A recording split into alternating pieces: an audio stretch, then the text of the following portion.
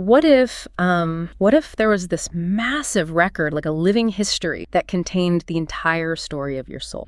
Imagine like a library, but not physical, woven from, I don't know, existence itself, holding every single thought, every feeling, every experience you've ever had. That's pretty much the core idea behind the Akashic Records. Exactly. And that's what we're diving into today, this whole concept. Can you actually like pull up your own soul's file, download wisdom? Right. That's the central question we're exploring in this deep dive. We're looking at what the source material suggests, what these records are potentially, and what you, the listener, might actually gain from understanding them. Okay, let's start there. Akashic Records. It sounds ancient. Where's that name from? It really does. It comes from Sanskrit, the word Akasha. Akasha. Yeah. And it translates roughly to ether or sky or space. Yeah. In a lot of Eastern spiritual thought, Akasha is seen as the fifth element. The fifth element.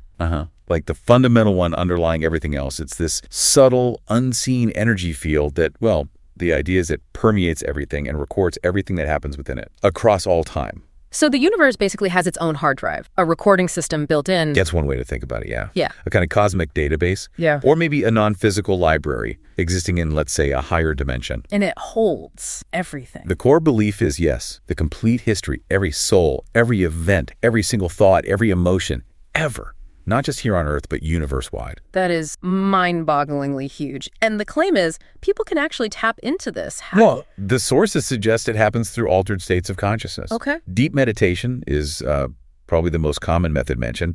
Quieting the mind, shifting awareness. Makes sense. Focused prayer, too. Or specific invocations, guided exercises, ways to kind of elevate your state, resonate with this information field, and potentially receive insights, like opening a channel. A channel to your soul's Akashic file, as some people put it. Exactly that phrasing, yeah. All right, so let's say you manage it. You open this soul file. What's supposedly inside? What kind of information are we really talking about? Think of it like getting the detailed biography of your soul, but spanning lifetimes. Lifetime, plural. Oh, yeah. A key area is past life memories. People report getting these impressions, sometimes vivid, of previous incarnations, different times, places. Wow. And crucially, insights into unresolved stuff from those lives. Yeah. Lessons, maybe, that are still sort of echoing in the present. So that weird deja vu feeling or an unexplained fear or even a talent you can't explain that could link back. That's precisely the idea. And it connects directly to karmic patterns. Okay. Karma. The records are said to reveal these recurring themes. In relationships, maybe,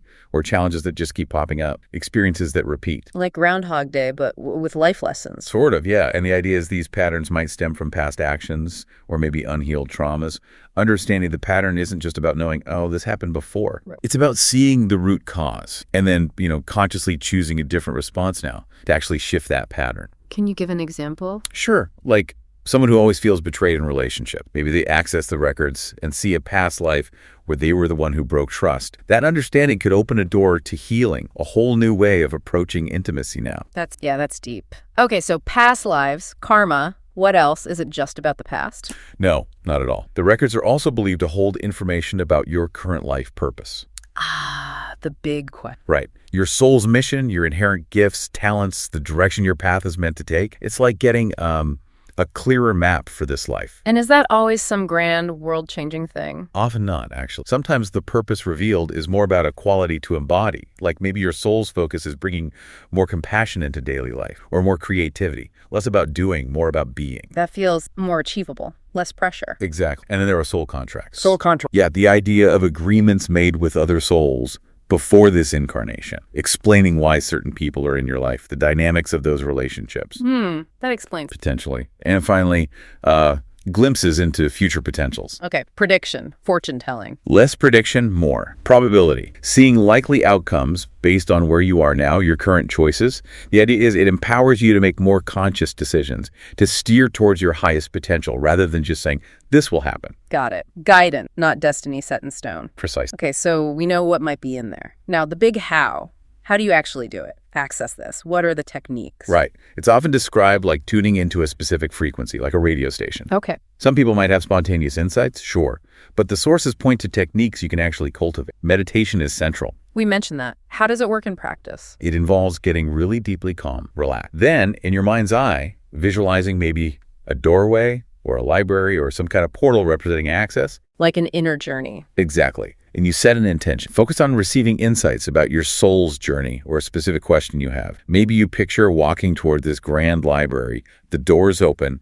You find the book of your soul. And allow the information to come. Allow impressions, feelings, images, thoughts to arise. Yeah, it's very intentional inner work. What else? Prayer or invocation is another route. Setting a really clear intention to connect using specific prayers or affirmations. There's something called the pathway prayer process mentioned in some sources. A specific prayer. Yeah, a structured way some traditions use to create a clear, protected space for accessing the record. Often involves asking for guidance. Interesting. Any other methods? Automatic writing comes up. You get into a calm state, pen in hand, and just write whatever comes without censoring or judging, letting information flow through. Like channeling onto the page. Kind of. And then there were guided visualization, recorded meditation specifically designed to lead you through the process. Lots of teachers offer these apps, online resources. That sounds helpful for beginners. Definitely. And for newcomers, another option is working with an experienced, maybe certified Akashic Records reader, someone who can help guide the experience and interpret what comes through. Like having a tour guide for your soul's history? A good analogy, yeah.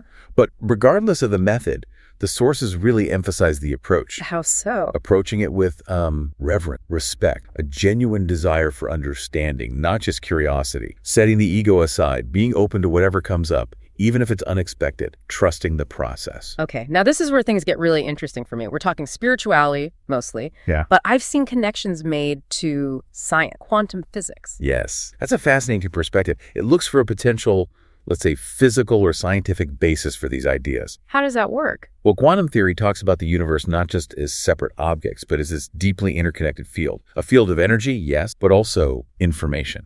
And this idea aligns perhaps with the Akashic Records being a kind of universal field where all experiences leave an imprint, a quantum imprint. So not just a metaphor at the library, maybe an actual information. Some theories lean that way. The physicist Ervin Laszlo, for instance, he wrote about the Akashic field. The Akashic field?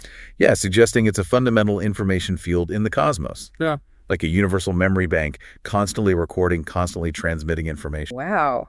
A cosmic internet, almost. That's another analogy people use, yeah. And if consciousness itself has some quantum basis, which some scientists are exploring, then accessing the records might. Less about entering some separate spiritual realm and more like tuning into a higher dimensional layer of this universal information field, like downloading data from the cloud, Okay, that really does blur the lines. Science and mysticism potentially looking at the same thing from different angles. It suggests that maybe with the right focus, the right intention, we can tap into this deeper layer of reality. Which leads to the question, can anyone do that? If it's potentially part of the fabric of reality, is it open access for everyone? That's where opinions in the sources differ a bit. Some say yes, absolutely, it's inherently accessible to all souls. But others? Others suggest that maybe a certain level of spiritual maturity or inner clarity is beneficial or even necessary. Why? Like gatekeepers? Sort of. Some traditions speak of spiritual guides or guardians or ascended masters who kind of watch over the record, and they might only reveal information to those who are genuinely ready, spiritually speaking. Not like elitism, but responsibility. Exactly. It's framed more around responsibility and integrity. The idea is that the information can be powerful, and maybe accessing it without the right grounding or for the wrong reason could lead to confusion, maybe even fear, if misinterpreted. So misuse is possible. Or just misinterpretation, projecting your own stuff onto it. That's why the emphasis is often on setting clear, positive intentions, grounding yourself in love and light, approaching with humility and respect before you even try. Right. It's for growth, not gossip. Precisely. It's presented as a tool for self-realization, for healing, for spiritual growth. Not really a quick fix or a fortune-telling booth. Okay. Here's another deep question that came up in the material. Can these records actually reveal your soul's origin? Like, where did your soul first start? That's a really profound idea. And yes, the sources suggest it's a possibility. Curious. Some believe that accessing the records can offer insights into your soul's very earliest experiences, its initial entry into the physical realm, perhaps, and even whether it's had experiences in other star systems. Yeah. Other dimensions. So you could potentially learn if your soul is mainly from Earth or if it's had journeys elsewhere. That's the concept, yeah. It ties into ideas explored by people like Dolores Cannon. She talked a lot about starseed or wanderers. Starseeds, souls from other worlds. Souls believed to have had many, many lifetimes on other planets and other systems who have then chosen to incarnate on Earth at this time. Often, the idea is with a purpose to help humanity's spiritual evolution. That could resonate with people who always felt different or have a strong pull towards the stars. Exactly, that sense of not quite belonging or having really vivid otherworldly dreams. If the Akashic Records truly hold the entire history, then glimpses into past lives on other worlds, the lessons learned there, how they influence this life, that's potentially accessed according to these sources. Fascinating. Okay, one more critical area. Specifically, accessing the records for other. Can you do that? Yes. That's a really important and somewhat complex issue raised in the material. What's the general consensus? The strong emphasis is that accessing another person's Akashic record without their explicit conscious permission is generally considered a major violation of spiritual ethics, like reading someone's private diary without asking. Makes sense. Privacy extends beyond the... That's the view. And again, some sources mention those higher dimensional guardians monitoring access, ensuring intentions are pure. You need consent. So if you're a reader, you need permission every time? Absolutely. And even with permission, the approach should be focused on guidance, clarity, healing for that person, not just satisfying the reader's curiosity or yours. And interpretation. Hugely. The information can be symbolic, subjective. There's a real risk of misinterpreting, or worse, projecting your own biases or issues onto what you perceive for someone else. Which could cause harm. Definitely. Confusion, fear, leading someone down the wrong path. It underscores why proper training, spiritual integrity, and humility are considered so crucial if you're going to work with the records for others. It's a serious responsibility. Right. Okay, so let's try and wrap this up. We started asking, can you really download your soul's file? Yeah. And while we don't have scientific proof in the conventional sense. No peer-reviewed papers yet. Not exactly.